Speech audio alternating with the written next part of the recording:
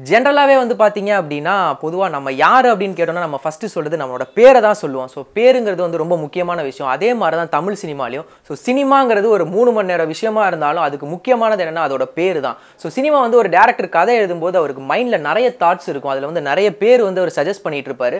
But first ஆனா ஒரு பேர் வைப்பாரு. பட் முடிவுல அந்த கதைக்கு ஏற்ற மாதிரி மாற்றும் போது வேற பேரா வரும். ஸோ அந்த மாதிரி நம்ம தமிழ் சினிமால முக்கியமான படங்களுக்கு முதல்ல வச்ச பேர் என்ன அப்படிங்கறத நம்ம இந்த வீடியோல பார்க்க போறோம். ஸோ நெட் டிவி பார்த்து கொண்டிருக்கும் நேயர்கள் அனைவருக்கும் வணக்கம். வாங்க நம்ம ஷோக்குள்ள போய் பார்க்கலாம். நம்ம பாரதி ராஜா சார் டைரக்ஷன்ல நம்ம ஸ்ரீதேவி மேம், ரஜினி சார், அதுக்கப்புறம் கமல் சார் இவங்க நடிப்புல வெளிவந்த படம் தான் 16 வயதில். அது மிகப்பெரிய பிளாக் பஸ்டர் ஹிட். அப்போ மட்டும் இல்ல, இப்போ வரைக்குமே அந்த படம் பார்த்தாங்க எல்லாருமே வந்து ரொம்ப ஃபீல் பண்ணி பார்ப்பாங்க. ஸோ அந்த மாதிரியான படத்துக்கு பாரதி ராஜா சார் 16 வயதிலே டைட்டில் வைக்கிறதுக்கு முன்னாடி ஃபர்ஸ்ட் என்ன டைட்டில் ஃபிக்ஸ் பண்ணியிருந்தாரு அப்படின்னா மயில் அப்படிங்கிற டைட்டில் தான் ஃபிக்ஸ் பண்ணியிருந்தாரு. ஸோ அதுக்கப்புறம் வந்து தமிழ் சினிமால ஒரு வேற கோணத்துக்கு எடுத்துட்டு போன படம் என்னன்னு பார்த்தீங்கன்னா புதிய பாதை. நம்ம பார்த்திபன் சாரோட டைரக்ஷன்ல அவரே ஆக்ட் பண்ணியிருப்பாரு.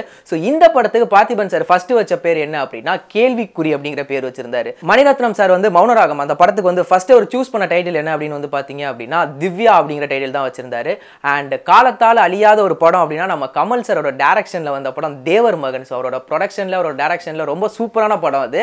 அந்த படத்துக்கு ஃபர்ஸ்ட் அவர் வந்து நம்ம வருங்கிற டைட்டில் தான் வச்சிருந்தாராம். பட் இளையராஜா சார் தான் அந்த கதை கேட்டுட்டு அதுக்கேற்ற மாதிரி மியூசிக்லாம் போட்டதுக்கு அப்புறம் இந்த படத்துக்கு தேவர் மகன் வச்சு பாருங்க, அது வேற லெவல் ரீச் கிடைக்கும்னு அப்பவே சொல்லியிருந்தாரு. ஸோ அதுக்கேற்ற மாதிரி தேவர் மகன் வச்சாங்க. அந்த படமும் வந்து பாத்தீங்க அப்படின்னா வேற லெவல்ல வந்திருக்கும். செல்வராகவன் சாரோட டைரக்ஷன்ல நம்ம தனுஷ் நடிப்புல ஒரு கல்ட் மூவி வந்தது அப்படின்னா அது நம்ம புதுப்பேட்டை தான். இந்த படத்துக்கு செல்வராகவன் சார் ஃபர்ஸ்ட் சூஸ் பண்ண டைட்டில் என்ன அப்படின்னா காசிமேடு அப்படின்னு வச்சிருந்தாரு. ஸோ இதுக்கு அடுத்தபடியா பார்க்கும்போது நம்ம விக்ரம் சாரோட லைஃப்க்கு வந்து ஒரு டேர்னிங் பாயிண்டா அமைஞ்ச மூவி என்னன்னா சேது. ஸோ இந்த படத்துக்கு பாலா சார் சூஸ் பண்ண டைட்டில் என்ன அப்படின்னா அகிலன்கிற டைட்டில் சூஸ் பண்ணி இருந்திருக்காரு ஃபர்ஸ்ட். ஸோ இதுக்கப்புறம் பார்க்கும்போது நம்ம கௌதம் வாசுதேவன் மேனோட டைரக்ஷன்ல சூர்யா சார் வந்து ஃபர்ஸ்ட் இணைஞ்ச படம் தான் காக்க காக்க, ஒரு காப் த்ரில்லர் மூவி. ஸோ இந்த படத்துக்கு அவர் ஃபர்ஸ்ட் சூஸ் பண்ண டைட்டில் என்ன அப்படின்னா முன்குறிப்பு அப்படிங்கறத வச்சிருக்காரு. அண்ட் நம்ம சூர்யா சார் வந்து நம்ம ஏஆர் முருகதாஸோட சேர்ந்த படம் தான் கஜினி. இது ஒரு மிகப்பெரிய பிளாக் பஸ்டர் ஹிட் ஆச்சு. ஆனா இந்த படத்துக்கு ஃபர்ஸ்ட் அவர் சூஸ் பண்ண டைட்டில் என்ன அப்படின்னா மிரட்டல்.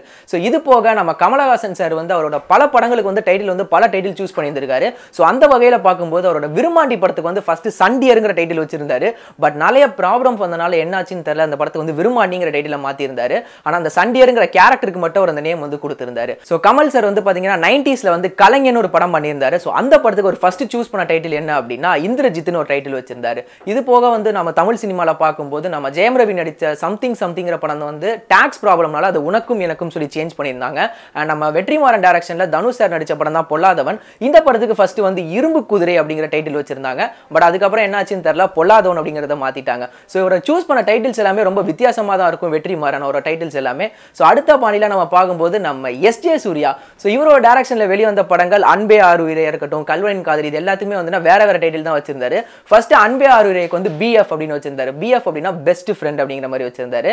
அதுக்கு அடுத்தபடி கல்வனின் காதலிக்கு வந்து ஒரு குறும்பா ஒரு டைட்டில் வச்சிருந்தாரு. என்னன்னா 36 24 26 அப்படிங்கிற மாதிரி டைட்டில் வந்து சூஸ் பண்ணியிருந்தாரு. ஸோ அடுத்தபடியா நம்ம பார்க்கும்போது நம்ம மணிரத்னம் டைரக்ஷன்ல மாதவன், சிம்ரன், அதுக்கப்புறம் நம்ம பார்த்திபனோட டாட்டர் கீர்த்தனா இவங்க நடிப்புல வெளியே வந்த படம் தான் கன்னத்தில் முத்தமிட்டால். இந்த படத்துக்கு ஃபர்ஸ்ட் அவங்க டைட்டில் என்ன வச்சிருந்தாங்க அப்படின்னா குடைன்னு வச்சிருந்தாங்க. இதை வச்சு தான் நிறைய ஃபர்ஸ்ட் லுக் போஸ்டர் மாதிரியும் அப்பவே ரிலீஸ் பண்ணியிருந்தாங்க.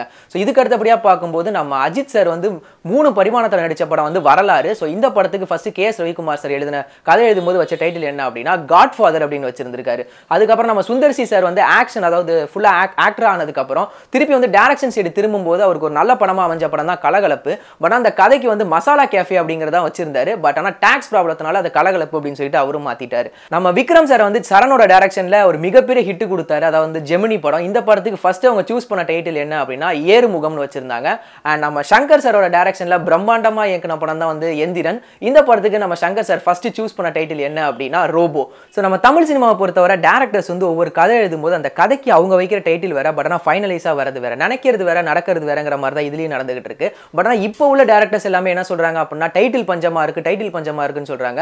பட் ஆனால் இப்போ நம்ம விட்டு போன கதையிலே வந்து பாத்தீங்க அப்படின்னா நிறைய டைட்டில்ஸ் இருக்கு, அதுமே யூஸ் பண்ணாம இருக்கலாம். இந்த மாதிரி டைட்டில்ஸ்லாம் எடுத்து யூஸ் பண்ணிக்கலாம் அப்படிங்கிறது இது மூலமா தெரிய வருது. அண்ட் இதை தவிர்த்து உங்களுக்கு ஏதாவது படங்களுக்கு வந்து வேற ஏதாவது டைட்டில் வச்சு அதுக்கு வந்து இப்படி மாத்திருந்தாங்க மாதிரி விஷயம் ஏதாவது தெரிஞ்சிருந்ததுன்னா கண்டிப்பா எங்க கமெண்ட் பாக்ஸ்ல கமெண்ட் பண்ணுங்க. இந்த வீடியோ பிடிச்சிருந்தது அப்படின்னா லைக் பண்ணுங்க, ஷேர் பண்ணுங்க. அதை விட முக்கியமான டிவி5க்கு சப்ஸ்கிரைப் பண்ணுங்க.